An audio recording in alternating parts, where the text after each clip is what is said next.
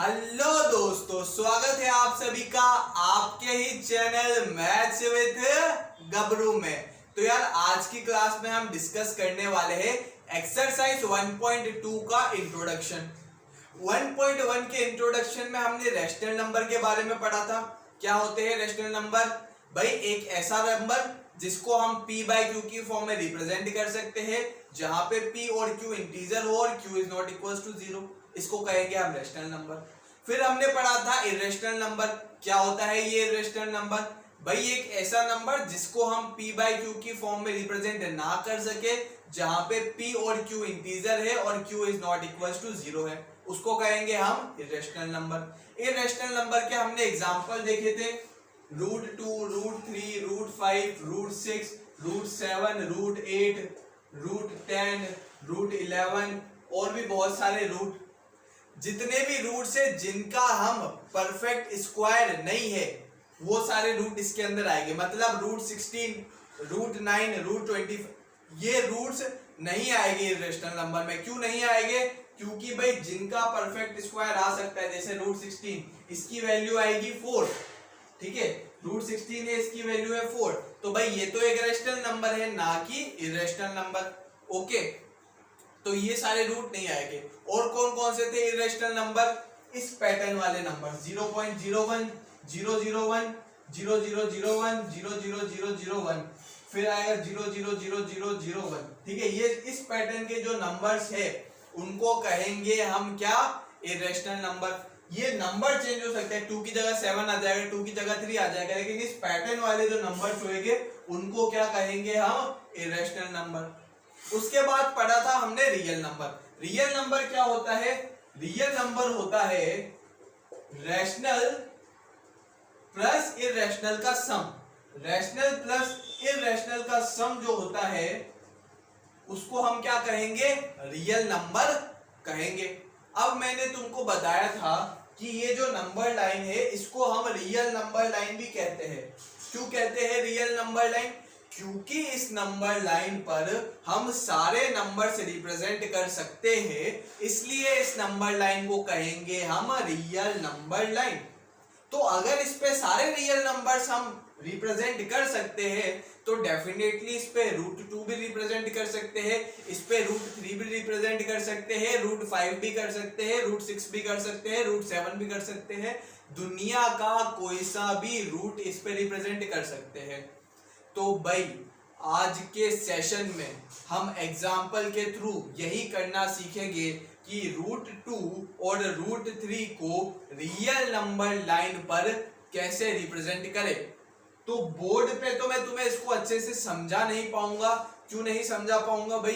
क्योंकि ये प्रकार, प्रोटेक्टर और स्केल वाला काम है। तो भाई यहाँ पे तो देखो ऐसे टेढ़ी मेढ़ी लाइन बनेगी तो तुम खुद कंफ्यूज हो जाओगे, कुछ पल्ले नहीं पड़ेगा। इसलिए मैंने तुम्हारे लिए एक वीडियो बनाई है, मेरे हैंड रिटन वीडियो, जो मैं कॉपी में उसको बना बना के दिखा रहा हूं। तो तुम उसको ध्यान से देखना, सारे मेजरमेंट्स ध्यान से देखना, और उसके बाद भी अगर कोई डाउट है तो कमेंट में लिख देना अपने अच्छे से, ठीक है। तो मैं उनकी सेपरेट वीडियोस भी डालूंगा कि √2 कैसे बना है, √3 कैसे बना है। इसी वीडियो के अंदर अब √2 और √3 आने वाला है, उसको देख लेना। और सेपरेट वीडियोस भी बनाऊंगा, अगर तुम उनको शेयर करना चाहते हो, किसी को पर्टिकुलरली √2 में डाउट है, किसी को पर्टिकुलरली √3 में डाउट है तुम्हारे दोस्तों को, तो उनके साथ तुम वो वीडियो शेयर कर सकते हो। एकदम डिटेल में और मस्त तरीके से समझाया है, ठीक है। तो अब तुम उस वीडियो को देखो। हाँ दोस्तों, अब हम देखेंगे कि √2 को नंबर लाइन पर कैसे रिप्रेजेंट करें।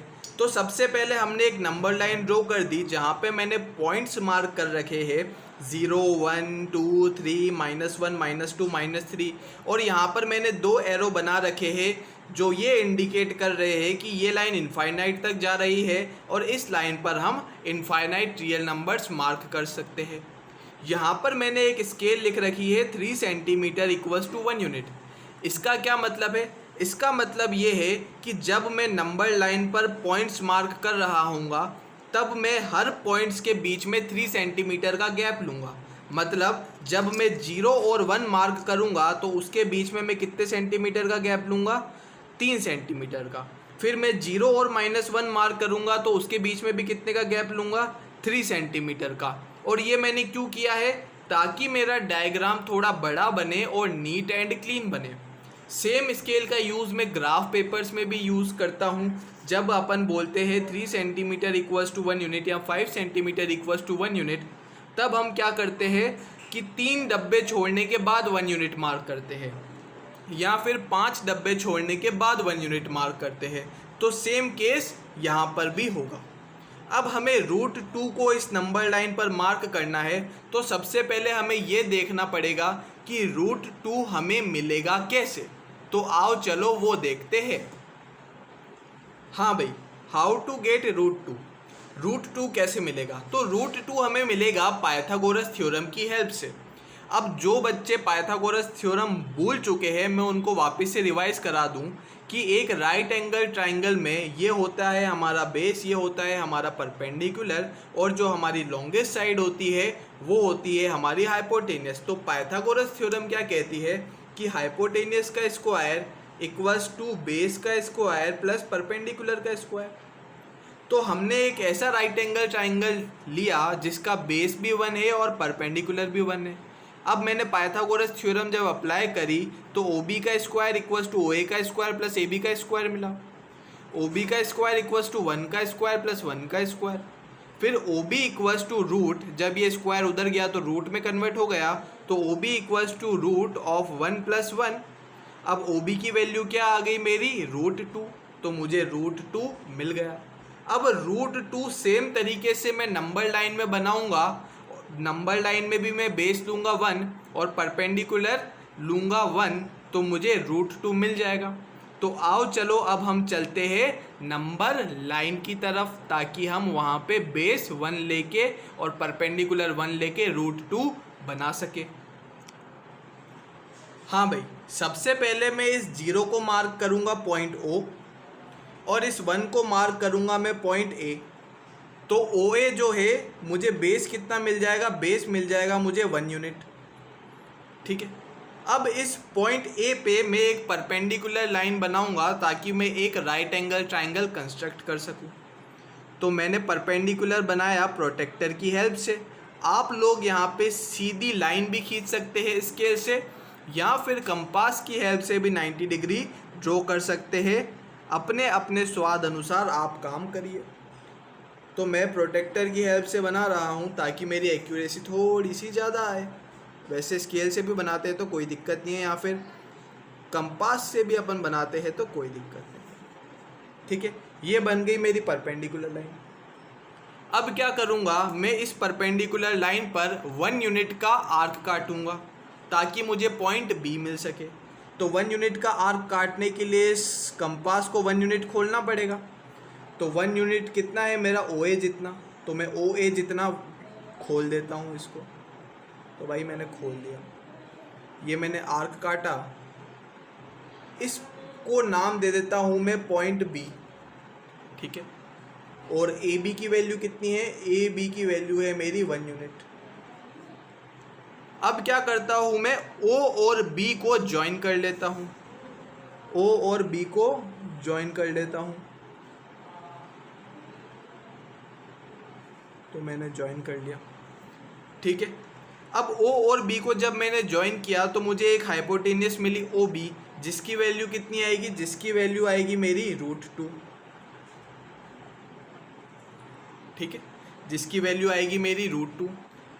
अब मेरी अगली स्टेप क्या है? मैं पॉइंट O को सेंटर मान के एक आर्क कट करूँगा इस नंबर लाइन पर, और उस आर्क की लेंथ कितनी होगी? OB।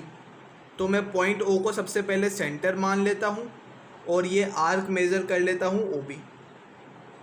अब इस OB जितना मैं क्या करूँगा? एक आर्क कट करूँगा इस नंबर लाइन पर। तो कट करा। अब ये जहाँ पर कट कर रहा है इसको नाम दे देता हूँ मैं पॉइंट C, और ये जो पॉइंट C आएगा ना वही होगा मेरा √2। मीन्स OC इक्वल्स टू होगा √2। अब कैसे होगा ये? देखो, मैंने क्या कर रहा था? पॉइंट O को सेंटर माना था और एक आर्क काटी थी। ठीक है।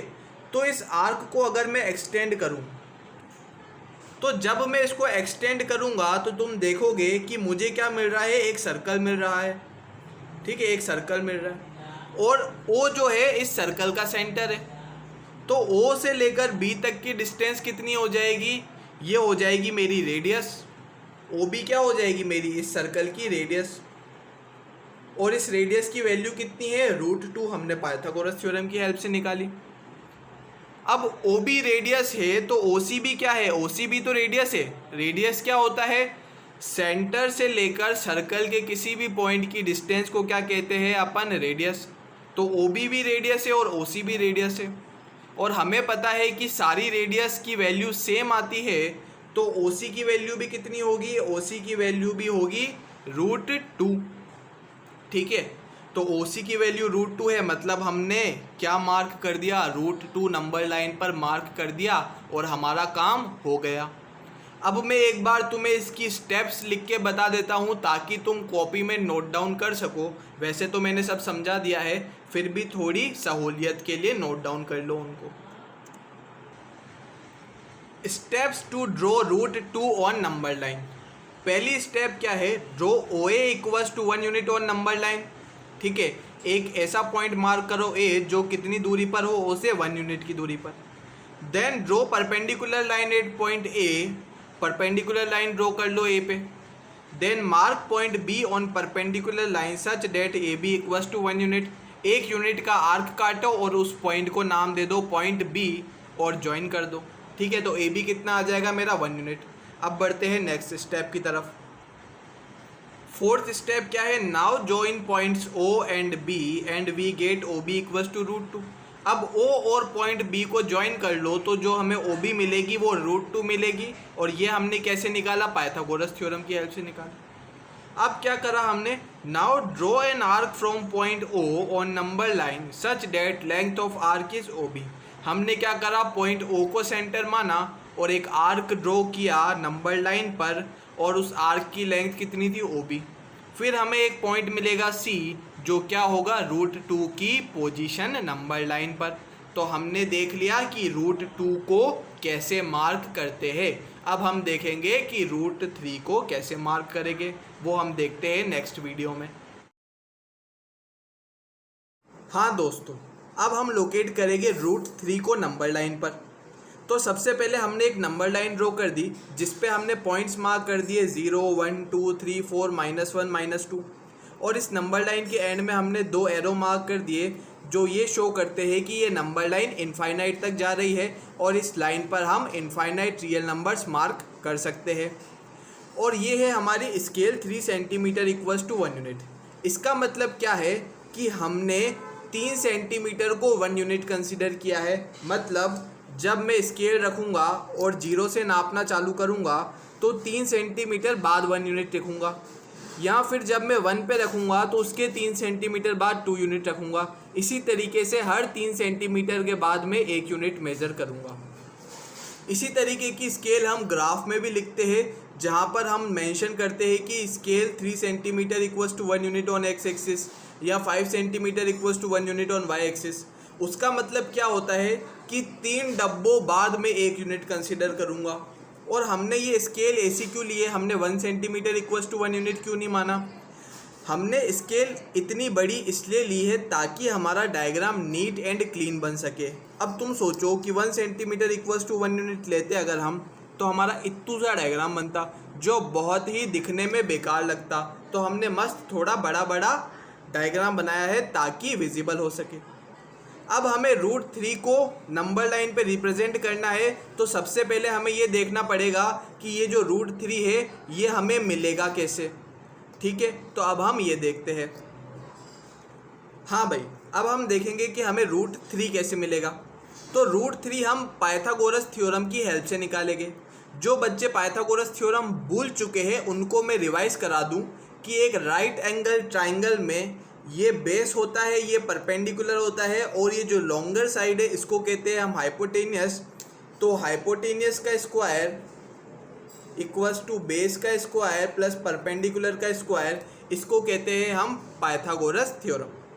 तो हमारा बेस हमने ले रखा है √2 और परपेंडिकुलर लाइन ले रखी है हमने 1। अब हमने पाइथागोरस थ्योरम लगाई है, हाइपोटेनियस का स्क्वायर मतलब OD का स्क्वायर = OC का स्क्वायर प्लस CD का स्क्वायर। ओडी की वैल्यू हमें निकालनी है। ओसी हमें दे रखा है √2 का √2 और CD दे रखा है हमें 1, तो √2 का भी स्क्वायर कर दिया और 1 का भी स्क्वायर कर दिया। यहाँ से हमें OD का स्क्वायर मिल गया 3 और फिर हमें OD की वैल्यू मिल गई √3, तो हमें √3 मिल गया पाइथागोरस थ्योरम की हेल्प से। अब हमें सेम √3 नंबर लाइन पर भी बनाना है, तो हमें नंबर लाइन पर बेस कितना लेना पड़ेगा, √2। अब हमें पता है कि √2 को किस तरीके से नंबर लाइन पर मार्क करते हैं, तो सबसे पहले हम नंबर लाइन पर √2 मार्क करेंगे, उसके बाद हम आगे का प्रोसीजर फॉलो करेंगे। तो चलो मार्क करते हैं √2। वैसे तो √2 मैंने तुम्हें पिछले ही क्वेश्चन में समझाया था कि कैसे मार्क करते हैं, फिर भी मैं एक बार वापस से रिवाइज करा देता हूँ। सबसे पहले मैं 0 को मार्क कर दूंगा O और इस 1 वाले पॉइंट को मार्क कर देता हूँ A। अब मेरा जो बेस है OA = 1 यूनिट बन गया है। इसके बाद क्या करूँगा मैं, इसके बाद मैं पॉइंट A पे एक परपेंडिकुलर लाइन ड्रॉ करूँगा ताकि मुझे मेरा एक राइट एंगल ट्राइंगल मिल सके। तो मैंने परपेंडिकुलर लाइन ड्रॉ करी किसकी हेल्प से, प्रोटेक्टर की हेल्प से। तुम simple perpendicular line direct scale से भी खींच सकते हो या फिर कंपास का यूज़ करके भी परपेंडिकुलर लाइन बना सकते हो, जैसा तुम्हें अच्छा लगे, स्वाद अनुसार। चलो परपेंडिकुलर लाइन बन गई। अब इस परपेंडिकुलर लाइन पर मैं एक आर्क काटूंगा 1 यूनिट का। 1 यूनिट का क्यों काटूंगा, ताकि मैं एक पॉइंट बना सकूं B, जिससे कि मेरी AB = 1 यूनिट बन सके। तो 1 यूनिट का आर्क काटने के लिए मैं प्रकार खोल देता हूं 1 यूनिट का। तो OA की जो डिस्टेंस है वो 1 यूनिट है, तो मैं यहीं से मेज़र कर लेता हूं। अब मैंने अच्छे से थोड़ा मापते हैं, ये मैंने किया ठक। इस पॉइंट को मार्क कर देता हूँ मैं B, तो मुझे AB कितना मिल जाएगा, AB मिल जाएगा मुझे 1 यूनिट मिल जाएगा। अब क्या करूँगा, अब मैं ज्वाइन करूँगा पॉइंट O और पॉइंट B को। क्यों ज्वाइन करूँगा पॉइंट O और पॉइंट B को, ताकि मुझे मेरी हाइपोटेन्यूस मिल सके जिसकी लेंथ कितनी होगी, √2 यूनिट। ये ज्वाइन कर ली। अब ये नीचे यहाँ पे भी बेस कितना है, यहाँ भी 1 है और ये भी 1 है, तो हाइपोटेन्यूस कितनी आ जाएगी, हाइपोटेन्यूस आ जाएगी √2। ठीक है, √2 आ जाएगी। अगली स्टेप क्या थी मेरी, पॉइंट O को सेंटर मान के एक आर्क काटूं जिसकी लेंथ कितनी होगी, OB।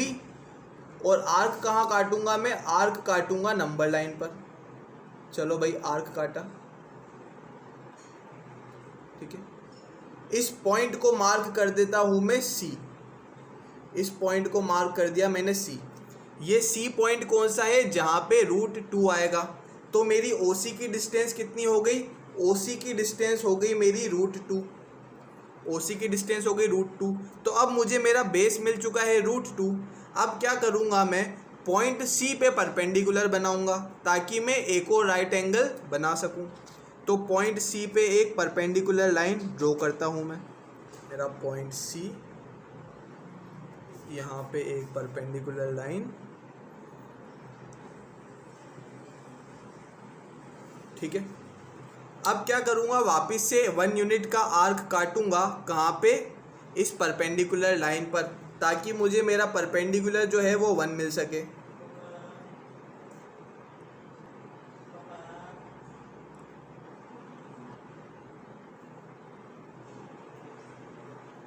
ये मैंने आर्क काटी। इस पॉइंट को मैं नाम देता हूँ पॉइंट D। इस पॉइंट को नाम देता हूँ मैं पॉइंट D, ठीक है। अब क्या करूँगा मैं, O को D से ज्वाइन करूँगा। O को D से ज्वाइन करूँगा। तो भाई साहब ये मैंने O को D से ज्वाइन कर लिया। O को D से ज्वाइन कर लिया। अब क्या करूँगा मैं, O को सेंटर लेकर एक आर्क काटूंगा नंबर लाइन पर, जिसकी लेंथ कितनी होगी, OD के बराबर। तो ये मैंने आर्क काटा। ये पॉइंट मुझे मिला E। ये पॉइंट मुझे मिला E, और ये पॉइंट E कौन सा है, जहाँ पे √3 आएगा। अब ये √3 क्यों आएगा, देखो भाई OC की वैल्यू कितनी है, OC की वैल्यू है √2। ठीक है। इस OC की लेंथ है √2 और इस CD को मैंने कितना बनाया 1 यूनिट का। तो अब पाइथागोरस थ्योरम से क्या होगा, OD का स्क्वायर इक्वल्स टू OC का स्क्वायर प्लस CD का स्क्वायर। ठीक है, तो OD की वैल्यू कितनी आ जाएगी, √OC का स्क्वायर मतलब 2 + 1, तो OD कितना आ गया, OD आ गया मेरा √3। ठीक है, तो जब मेरा OD आ चुका है √3, अब क्या करा है मैंने O को सेंटर लेके आर्क काटा है। तो अगर मैं इस आर्क को एक्सटेंड करूं, क्या करूं इस आर्क को, अगर मैं इस आर्क को एक्सटेंड करूं, अगर मैं इस आर्क को एक्सटेंड करता जाता हूं तो मैं देखूंगा कि मुझे क्या मिलेगा, मुझे एक सर्कल बन रहा है। ठीक है, अब अगर सर्कल है तो इस सर्कल का सेंटर अगर O है तो OD क्या होगा, OD होगा मेरा रेडियस। OD क्या होगा मेरा, एक रेडियस, क्योंकि रेडियस क्या होता है, सेंटर से सर्कल की किसी पॉइंट की डिस्टेंस, उसको कहते हैं रेडियस। तो OD होगी मेरी रेडियस। और कितनी वैल्यू आ रही है रेडियस की वैल्यू आ रही है √3। अब अगर OD मेरी रेडियस है तो OC भी क्या है, OC भी तो रेडियस है, तो OC की भी वैल्यू कितनी आनी चाहिए, √3। तो भाई मैंने मार्क कर दिया नंबर लाइन पर √3 और हमारा काम समाप्त। ठीक है, अब मैं तुम्हें एक बार स्टेप्स इसकी रिटर्न में लिख के बता देता हूं ताकि तुम अपने नोट्स में नोट डाउन कर सको। हाँ, steps to locate √3। Firstly mark √2 on number line and mark this point as C। ठीक है भाई, मैंने √2 को नंबर लाइन पे मार्क कर दिया और उसको नाम दे दिया point C। Then draw perpendicular line at point C, draw कर दी भाई। Then mark point D on number line such that CD equals to 1 unit, ये काम भी कर लिया। Then join O to D such that we get OD equals to √3। भाई बिल्कुल पाइथागोरस थ्योरम से मुझे OD इक्वल्स टू √3 मिल गया। अगली स्टेप क्या है, थोड़ा सा मैं घसकाऊँ इसको। Now taking O S centre cut the arc on number line and length of arc is OD। अब O को सेंटर मान के मुझे एक आर्क कट करना है नंबर लाइन पर और उस आर्क की लेंथ कितनी होनी चाहिए, OD के बराबर। आर्क कट करने के बाद मुझे मिलेगा पॉइंट E और वही पॉइंट क्या होगा, √3। ये स्टेप और तुम मेंशन कर लेना। ठीक है, तो हमने √2 डिस्कस कर लिया, √3 भी डिस्कस कर लिया। अब हम, हाँ दोस्तों, देख लिया तुमने √2 और √3 की वीडियो। उसको देखने के बाद बस छोड़ मत देना, एकदम बढ़िया से कॉपी पेन उठाना और अपनी कॉपी में मस्त तरीके से उसके डायग्राम बनाना। 2 से 3 बार इसकी प्रैक्टिस कर लेना, बहुत अच्छे से समझ में आ जाएगा। और इनका क्वेश्चन, एक ना एक क्वेश्चन तो डेफिनेटली फिक्स है, चाहे तुम्हारे 20 मार्क्स का टेस्ट हो या 80 मार्क्स का, डेफिनेटली फिक्स है। √2, √3, √5, √6 में से। बाकी के रूट जो है वो हम एक्सरसाइज में करेंगे। अभी मैंने 2 एग्जाम्पल बताए, उन दोनों को अच्छे से कर लो। और तब तक के लिए अपना ध्यान रखो, सुरक्षित रहिए, घर पे ही रहिए, ऑनलाइन क्लास अटेंड कर लिए। और तब तक के लिए tata and bye bye from maths with Gabru.